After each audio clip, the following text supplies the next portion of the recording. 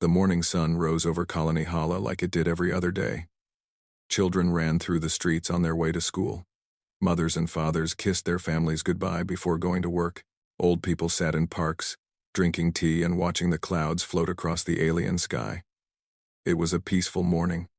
It was the last peaceful morning this colony would ever see. Colony Hala was humanity's pride. It was the largest human settlement outside of Earth, home to 2.3 million people. The colonists had worked hard for 30 years to build this place. They had turned a barren world into a home. They had farms, hospitals, universities, and dreams for the future. They believed they were safe. The Galactic Council had given them this world. They had done nothing wrong. They were wrong about being safe. At exactly 9 in the morning, local time, the sky turned dark. Massive warships dropped out of hyperspace directly above the colony. There were hundreds of them, blocking out the sun with their enormous shadows. The ships belonged to the Kelvin Empire, one of the oldest and most powerful species in the galaxy. On the bridge of the lead warship, Commander Thel watched the colony below with cold eyes. He had received his orders from Emperor Kos himself.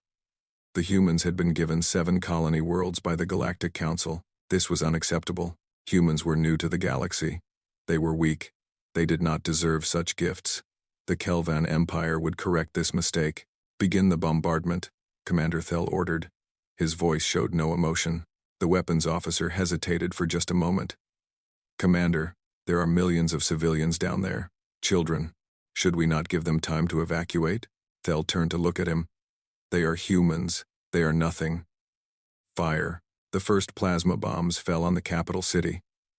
Buildings that had taken years to build were destroyed in seconds. The screams of thousands filled the air before being silenced forever. Fire spread across the city like a hungry beast, eating everything in its path. In a small house on the edge of the city, a young mother named Yunsu held her 2 children close. Her husband had left for work just an hour ago. She tried to call him, but the communications were dead. Through the window, she could see the fire coming closer. She told her children that everything would be okay. She told them not to be afraid. She was lying.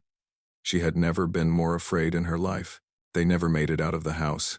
Across the colony, the same scenes played out again and again. Families tried to run, but there was nowhere to run.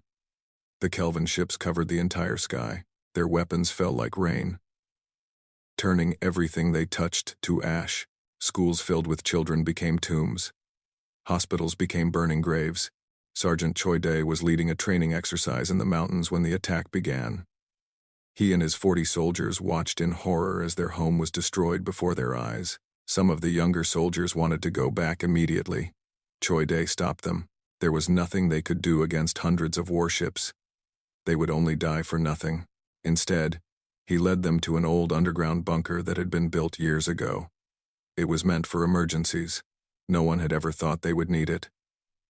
As they sealed the heavy doors behind them, Choi Dae could hear the bombs falling even through the thick rock above them. The bombardment lasted for 3 hours. When it finally stopped, Colony Hala was gone. The beautiful cities were now fields of rubble and ash. The green farms were black and dead. The rivers had boiled away.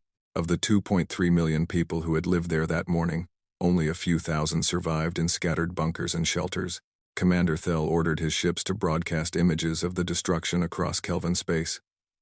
He wanted everyone to see what happened to species that reached above their place. He was proud of what he had done. He believed he had taught the humans an important lesson. On Earth, the first reports arrived like a punch to the heart. People stopped what they were doing and stared at their screens in disbelief. The images were too terrible to understand. Entire families had been burned alive. 400,000 children had died in a single morning. The death count kept rising as more information came in. Admiral Kang Tae was in a meeting when his assistant interrupted him with a pale face and shaking hands. The assistant could not speak. He simply handed the admiral a tablet showing the news. Kang Tae looked at the images. He saw the burned cities. He saw the lists of the dead. Then he saw 3 names that made his heart stop. His daughter, his son-in-law, and his 2 grandchildren. They had moved to Hala just 6 months ago. The tablet fell from his hands and hit the floor. For a long moment, Kang Tae did not move. He did not breathe. Something inside him changed in that moment. The man who had been a careful, patient military leader died. In his place stood something harder, something colder, something that would not rest until justice was done. Within hours, the United Earth government called an emergency meeting. Old enemies sat together without argument. Nations that had fought wars against each other for centuries now spoke with one voice. This attack was not against one colony. It was against all of humanity. It demanded a unified response. Ambassador Park Jun was sent to the Galactic Council to demand justice. He traveled for 2 weeks to reach the council chambers, a massive space station at the center of known space. He stood before High Arbiter Vorn and the representatives of 100 species. He showed them the evidence. He showed them the death toll. He asked for the council to punish the Kelvin Empire for this crime against innocence. High Arbiter Vorn, an ancient being who had led the council for 300 years, listened politely. Then he gave his answer. The Kelvin Empire is a founding member of this council, Vorn said in his slow, deep voice. They have been part of our community for 10,000 years. Humanity has been part of our community for barely 50 years. We understand your grief, Ambassador. We offer our condolences. But we cannot act against the Kelvin based on the complaints of such a young species. Park Jun stared at the Arbiter. You offer condolences? They murdered 2.1 million of our people. They killed our children. And you offer condolences? That is all we can offer, Vorn replied. This matter is closed. Park Jun returned to Earth with the Council's answer. He delivered it to Admiral Kang Tae personally. The Admiral listened in silence. When Park Jun finished speaking, Kang Tae walked to his desk. He picked up a photograph of his daughter and grandchildren. He looked at it for a long time. Then he placed it face down and spoke 2 words. Prepare everything. 18 months passed after the massacre at Colony Hala. In that time, the galaxy forgot about the humans. The Kelvin Empire celebrated their victory with festivals and speeches. Commander Thel was promoted and given medals. Emperor Kos spoke of how he had put the young species in their place. They expected humanity to send more ambassadors, to beg for mercy, to accept their position at the bottom of galactic society. Instead, there was silence. Earth stopped sending diplomatic messages. Human trade ships no longer visited galactic ports. Human representatives disappeared from every meeting and conference. The Galactic Council noticed this silence, but they did not worry. High Arbiter Vorn assumed the humans were grieving. Perhaps they were too afraid to show their faces. Perhaps they had learned their lesson. Vorn was wrong. Humanity was not hiding. Humanity was preparing. On the dark side of Earth's moon, the Luna shipyards had never been busier. Thousands of workers labored day and night, sleeping in shifts, building something the galaxy had never seen. Captain Yoon Hana stood on an observation platform, watching the construction of her new flagship. It was called the Fury of Sol, and it was unlike any ship humans had built before. The ships of other galactic species were elegant. They had smooth curves and beautiful designs. They were built to impress as much as to fight. Human warships were different. They were ugly. They were brutal. They were covered in weapons from front to back. They had no beauty because beauty was not their purpose. Their purpose was destruction, pure and simple. How many ships are ready? Admiral Kang Tae asked as he joined Yoon Hana on the platform. 700 combat ready, she replied. Another 300 will be finished within 2 months. 1,000 ships. Kang Tae nodded slowly. It will have to be enough. In a secret research facility deep under the mountains of Korea, Dr. Shin Mina led a team of the brightest scientists humanity had ever produced. They had been given one task: create weapons that could defeat any enemy. For 18 months, they had worked without rest. Now, their work was complete. Dr.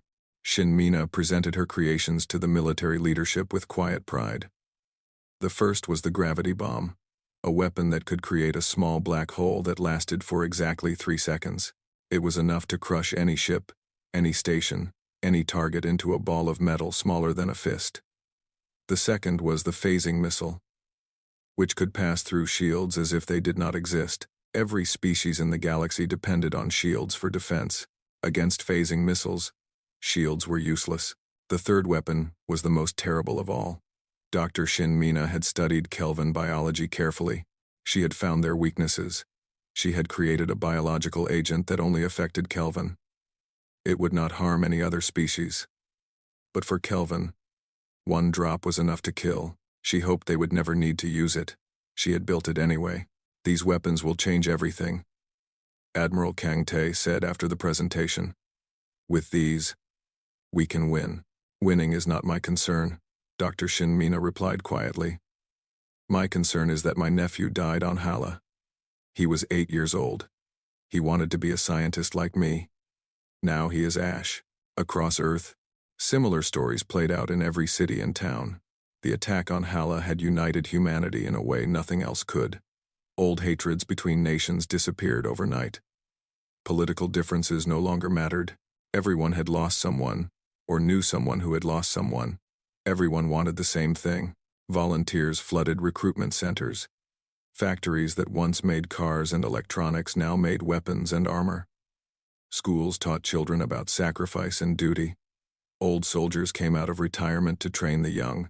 A grandmother who had lost her granddaughter on Hala worked 12-hour shifts in a weapons factory. A father who had lost his son learned to pilot a fighter craft. Everyone did their part. Ambassador Park Jun had not been idle during these months. He had made a secret friend in the Galactic Council. Delegate Ren was a member of a small species called the Vorix. They had no love for the Kelvin Empire, who had bullied them for centuries. Ren believed what the Kelvin had done was wrong. He wanted to help. They met in secret on a neutral space station. Ren brought maps of Kelvin military positions, codes for Kelvin communication systems, and information about their weaknesses. It was everything humanity needed to plan their attack. You understand that once you begin, you will be alone, Ren warned. The Council will not help you. They may even try to stop you. We understand, Park Jun replied. We stopped expecting help 18 months ago. The Kelvin are powerful. They have ruled their part of the galaxy for 10,000 years. They will not fall easily. Park Jun smiled, but there was no warmth in it. They have never faced an enemy like us. They have never faced an enemy with nothing left to lose. On a cold morning in December, 1,000 human warships gathered in formation above Earth. They were painted black, with no markings except a single red stripe across their hulls. This stripe represented the blood of Hala.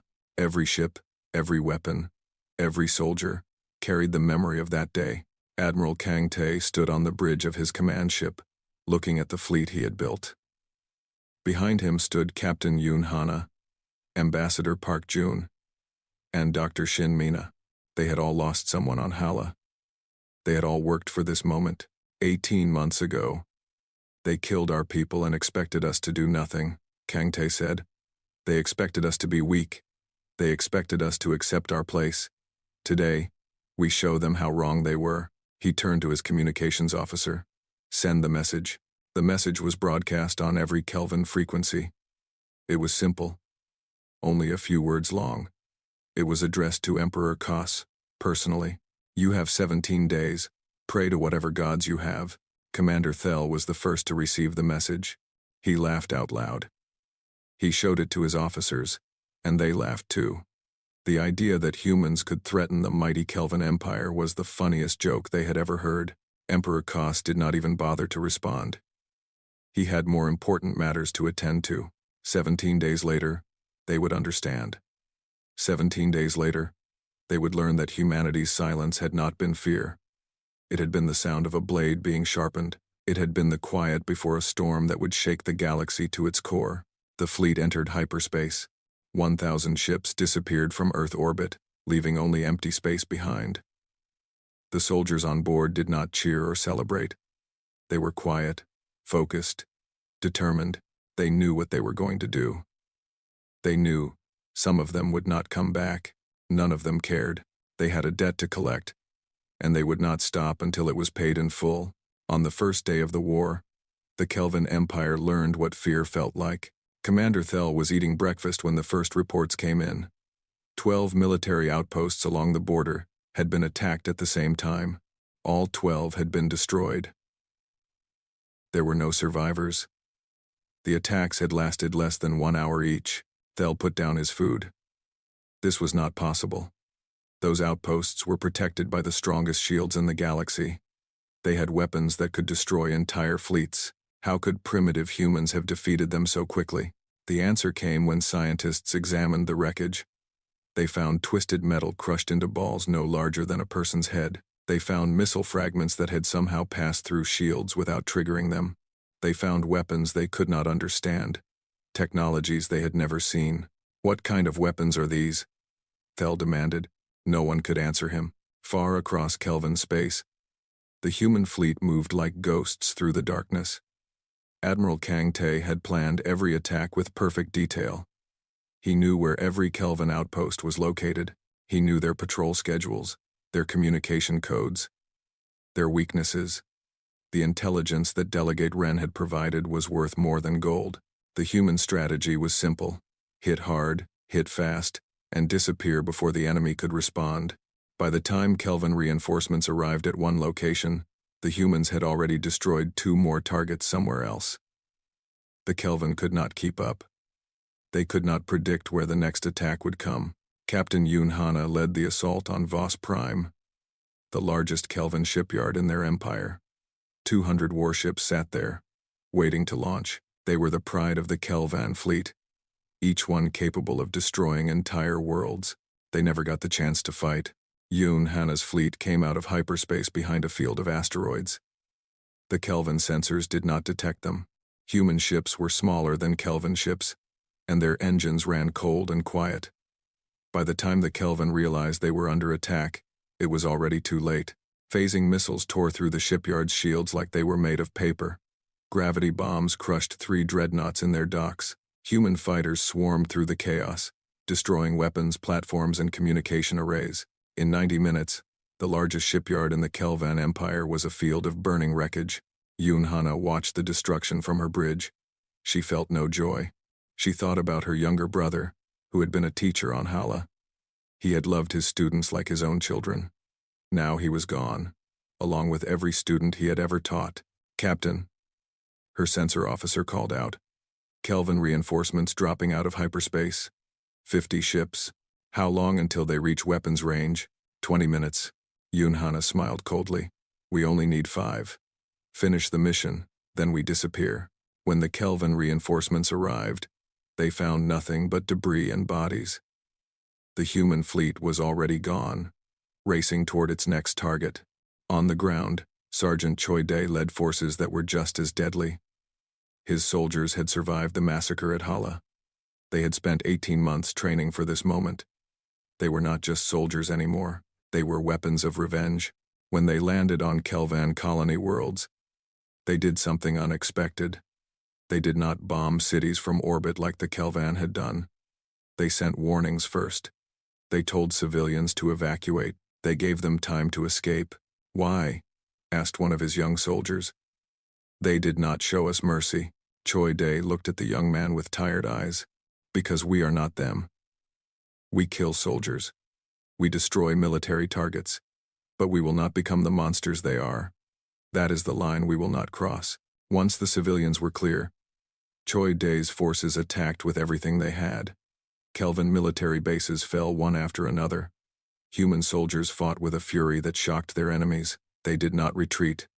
They did not surrender. They pushed forward until every target was destroyed. The Kelvin soldiers learned to fear the humans in black armor.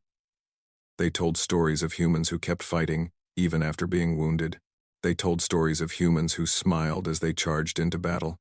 They told stories of an enemy that did not seem to care about death. By the 10th day of the war, the Kelvin Empire had lost 30% of its military. Commander Thel had been recalled to the capital in disgrace. Emperor Kos finally understood that this was not a small problem that would go away on its own. The Galactic Council called an emergency meeting. Species that had ignored humanity for 50 years suddenly wanted to talk about peace. High Arbiter Vorn sent an official message demanding that humanity stop its attacks immediately. Ambassador Park Jun appeared before the council as a hologram. He looked different from the last time they had seen him. There were dark circles under his eyes. His voice was colder than ice. 18 months ago, I stood before you and asked for justice, Park Jun said. I showed you the bodies of our children. I begged you to help us. Do you remember what you said? High Arbiter? Vorn shifted uncomfortably in his seat. That was a different situation. No. It was the same situation. You told us that the Kelvin were a founding member of this council. You told us that our people did not matter. You told us that our dead children were not important enough for you to act. Park Jun leaned forward, his holographic image flickering with intensity. You refused us justice. Now, we take our own. This council had its chance. That chance is gone. Do not contact us again until the Kelvin Empire no longer exists as a military power. If any council species attempts to help the Kelvin, they will share their fate. He ended the transmission. The council chamber sat in stunned silence. High Arbiter Vorn looked around at the terrified faces of 100 species. For the first time in his 300 years of leadership, he had no idea what to do. The humans were not playing by the rules of galactic civilization. They were not interested in politics or negotiation. They were interested in one thing only: destruction, and they were very, very good at it. On his command ship, Admiral Kang Tae received a report of the council meeting. He nodded once, then turned back to his battle maps. The next target was the Kelvin military headquarters at Foss Station. It was the largest military installation in their empire. 50,000 Kelvin soldiers defended it. How long until we reach Foss Station? He asked. 16 hours, Admiral. Kang Tae looked at the image of the station on his screen. By tomorrow, it would be gone. And then they would move on to the next target, and the next, until there was nothing left. Good, he said quietly. We still have 7 days left. Let's make them count. On the 15th day since the war began, the human fleet arrived at Kelvin Prime. It was the homeworld of the Kelvin Empire, the center of their civilization for 10,000 years. No enemy had ever reached this planet. No enemy had ever dared to try, until now. The planet was protected by the largest defense network in the known galaxy. 3,000 weapon platforms orbited the world. 500 warships guarded its space. Shields powerful enough to stop asteroid impacts covered the entire surface. Emperor Kos had been told his homeworld was untouchable. He believed it. Admiral Kang Tae looked at the defenses on his screen. His officers stood behind him, waiting for orders. Some of them looked worried. The Kelvin defenses were impressive. Breaking through them would cost many lives. Admiral, Captain Yoon Hana said quietly, we have lost 127 ships in this campaign. If we attack these defenses directly, we may lose many more. Kang Tae nodded. I know. But we did not come this far to turn back. Contact Dr. Shin Mina. Tell her it is time. Deep in the cargo hold of the command ship, Dr. Shin Mina had been waiting for this moment. She had brought her most powerful weapons for this final battle. The gravity bombs were ready. The phasing missiles were loaded. But she had one more surprise that no one had seen yet. What is that? Asked one of the weapons officers when she showed him the device. I call it the silence, Doctor, Shin Mina replied. It disrupts all electronic systems within a very large area. Ships, weapons, platforms, shields, communications, everything will stop working for exactly 17 seconds. Why 17? Shin Mina's face was hard. Because they gave us 17 days of warning. It seemed appropriate. The battle began at dawn, Kelvin prime time.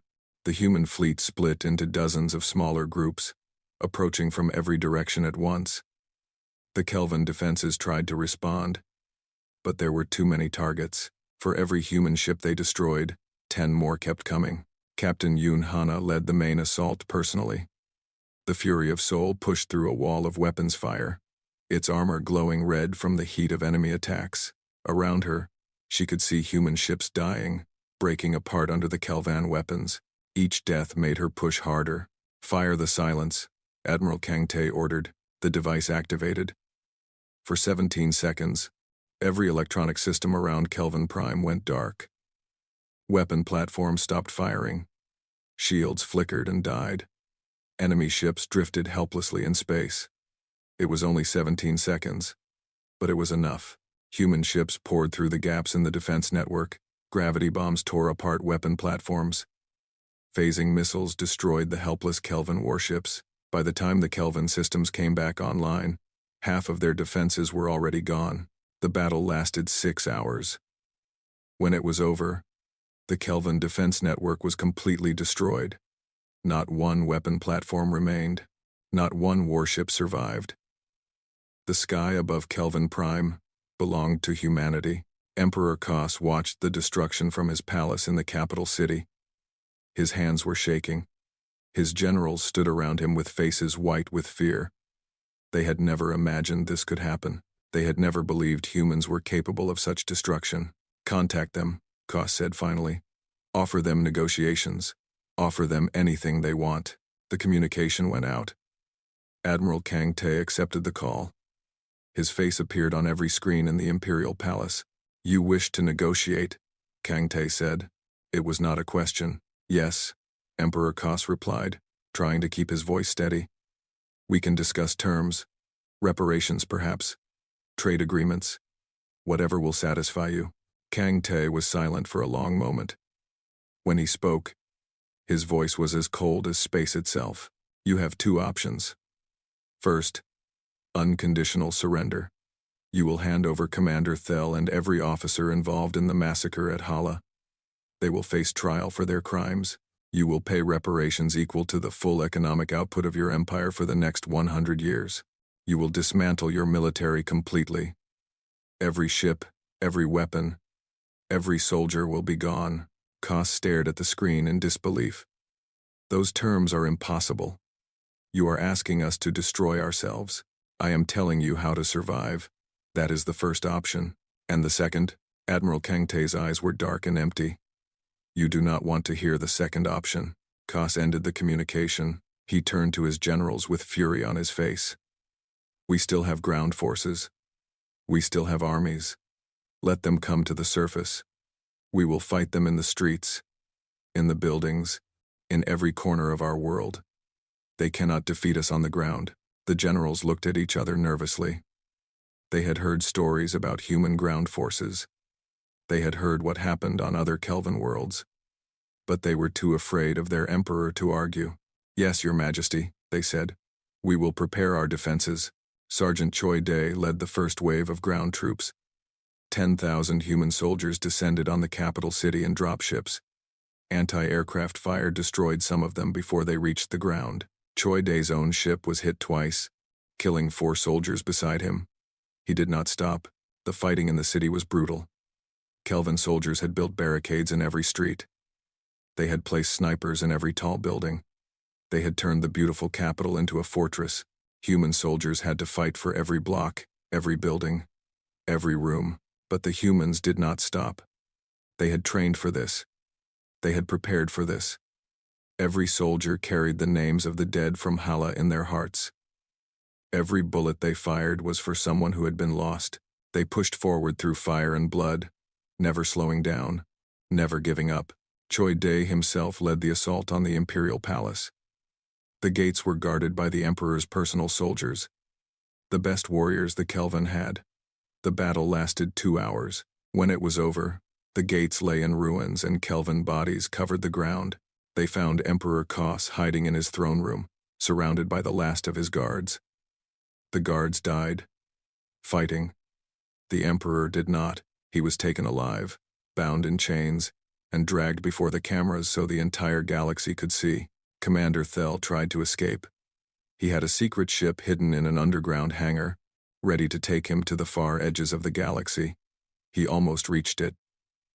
But Captain Yoon Hana had studied him. She knew he would run. Her Marines were waiting for him. They brought him to the bridge of the Fury of Seoul, where Admiral Kang Tae was waiting. Thel was thrown to his knees before the human admiral. For the first time, he looked afraid. Kang Tae held up a datapad. The screen showed a long list of names. It scrolled continuously, name after name after name, without end. Do you know what this is?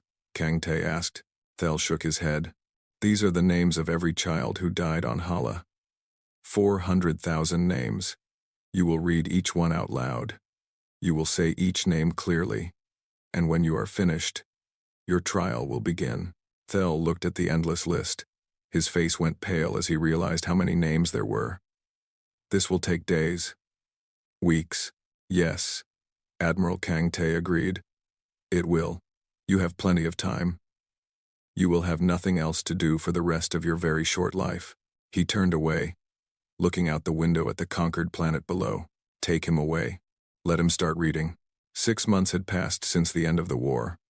The Kelvin Empire was no more. Their fleet had been destroyed, their worlds occupied, their leaders imprisoned or dead. Commander Thel had finished reading all 400,000 names. It had taken him 23 days. His trial lasted 1 hour. His execution was broadcast across the galaxy. Emperor Kos spent his final days in a small prison cell. He was given the same amount of food and water that survivors of Hala had lived on in their bunkers. It was not much. He died quietly, alone, forgotten by the galaxy he had once ruled. No one mourned him. The Galactic Council called an emergency meeting. Every species in the known galaxy sent their most important representatives. This was the largest gathering in Council history. They had one question they needed to answer. What do we do about humanity? High Arbiter Vorn sat in his ancient chair, looking older and more tired than anyone had ever seen him. He had ruled the Council for 300 years. He had seen empires rise and fall, but he had never seen anything like this. He had never seen a species so young become so dangerous so quickly. Ambassador Park Jun walked into the council chamber. He was not alone. Behind him came Admiral Kang Tae, Captain Yoon Hana, Dr. Shin Mina, and Sergeant Choi Dae. They stood together, 5 humans facing 100 alien species, and they did not look small at all. The chamber was silent as Park Jun took his place at the speaker's platform. Every eye in the room was on him. Some looked at him with fear. Some looked with anger. Some looked with something that might have been respect. I remember the last time I stood here, Park Jun began. I was alone. I was begging for help. I showed you the bodies of our children and asked you to do something. Anything. He paused, letting the memory hang in the air. You refused. You told me the Kelvin were more important than our dead.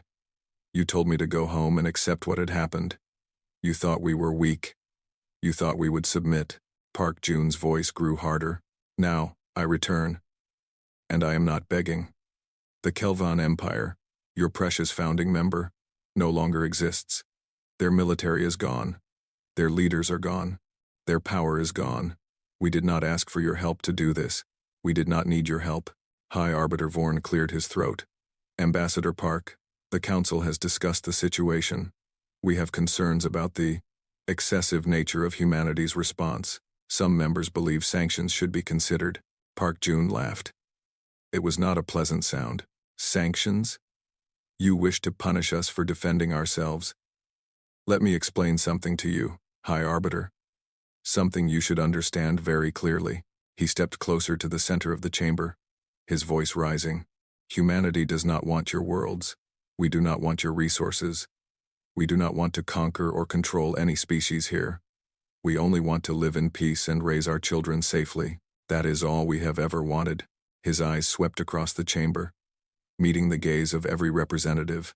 But if any species, any council member, any empire, any organization in this galaxy ever again raises a hand against human civilians, they will learn what the Kelvin learned. They will learn that we do not forgive, we do not forget, and we do not stop until justice is done. He let the words sink in before continuing. So here is what will happen now. Humanity will take a permanent seat on this council with full voting rights and veto power. This is not a request. This is not a negotiation. This is the new reality. You can accept it peacefully, or you can learn why the Kelvin Empire no longer exists. The vote was called. It was the fastest vote in council history. 100 species voted in favor. None voted against. None dared to. In the months that followed, the galaxy slowly changed. Species that had once looked down on humans now treated them with careful respect. Trade agreements were signed on terms favorable to Earth. Human colonies received new protection, guarantees that no one would dare to break. Admiral Kang Tae retired from military service. He returned to Earth, to a small house near the ocean where his daughter had grown up. He planted a garden in her memory. He watched the sunset every evening and thought about the grandchildren he would never hold. Sometimes, late at night, he still saw their faces in his dreams. Captain Yunhana took his place as the new fleet admiral. She reorganized the human military into a force that would never again be caught unprepared. She trained new officers to be smart, careful, and absolutely ruthless when necessary. Under her command, no one in the galaxy dared to threaten human space. Dr. Shinmina continued her research, but her focus changed. She had spent 18 months building weapons of destruction. Now she wanted to build something different. She led a team developing new technologies for healing, for growing food, for making life better. She never forgot what she was capable of creating. She hoped she would never need to create it again. Sergeant Choi Dae returned to Colony Hala. The planet was empty now, the ruins still standing as a reminder of what had happened. But slowly, carefully, people began to return. They built a new city on the ashes of the old one. They planted new crops in the burned fields. They brought life back to a world that had known only death. In the center of the rebuilt colony, they constructed a memorial. It was a simple wall of black stone, stretching for kilometers. On its surface were carved the names of every person who had died in the massacre. 2.1 million names. Visitors came from across the galaxy to see it. They walked along the wall in silence, reading the names, understanding what had been lost. Ambassador Park Jun stayed on the Galactic Council for another 10 years. He watched as humanity took its place among the stars. He saw old enemies become cautious friends. He saw the galaxy change in ways he had never expected. On the day of his retirement, he gave one final speech to the council. "When I first came here," he said, "I believed in this institution. I believed that justice could be found through diplomacy and discussion. I was wrong. Justice does not exist unless someone is willing to fight for it, unless someone is willing to pay the price for it." He looked around the chamber at the representatives who had become familiar to him over the years. "My people paid a terrible price. We lost 2.1 million lives to learn the truth about this galaxy. We lost our innocence. We lost our belief that others would protect us. But we also gained something. We gained the strength to protect ourselves. We gained the respect of every species here. We gained a place in history that will never be forgotten." He smiled. And for the first time in many years, there was warmth in it. "I hope no other species ever has to learn the lessons we learned. I hope the galaxy has become a better place. But if it hasn't, if there are those who still think they can harm the innocent without consequence, they should look at the Kelvin. They should look at what remains of their empire. And they should remember." Park Jun stepped away from the podium for the last time. Years later, a young Kelvin diplomat named Dala visited the memorial on Colony Hala. She was part of a new generation, born after the war, raised on stories of what her people had done. She had never met Commander Thel or Emperor Kos. She only knew them as names in history books, names that brought shame to everyone who carried Kelvin blood. She walked slowly along the wall, reading the names of the dead. There were so many. Too many to count. Too many to comprehend. She felt tears running down her face, and she did not try to stop them. An old human man approached her. His hair was white, his face lined with age, but his eyes were sharp and clear. She recognized him from the history books. It was Park Jun. "Do you understand now?" he asked quietly. Dala nodded, unable to speak. "Your people made a terrible mistake," Park Jun continued. "They believed that power gave them the right to do whatever they wanted. They believed that there would be no consequences. They were wrong." He placed a gentle hand on her shoulder. "But you are not your ancestors. You can choose a different path. You can build something better. That is what we learned from this tragedy. Not just that destruction is possible, but that rebuilding is possible too." Dala finally found her voice. "We understand now. We will never forget." Park Jun nodded slowly. He reached into his pocket and pulled out a small flower, one that had been grown on Colony Hala from seeds planted in the rebuilt gardens. He placed it at the base of the memorial, adding it to the thousands of flowers that visitors left every day. "Good," he said softly. "Then perhaps there is hope after all." He walked away, leaving the young Kelvin alone with the names of the dead and the weight of history. Above her, The sky was blue and peaceful. The war was over. The killing was done. And somewhere, somehow, the galaxy was learning to be better than it had been before. It had taken the blood of millions to teach that lesson. But perhaps, finally, the lesson had been learned.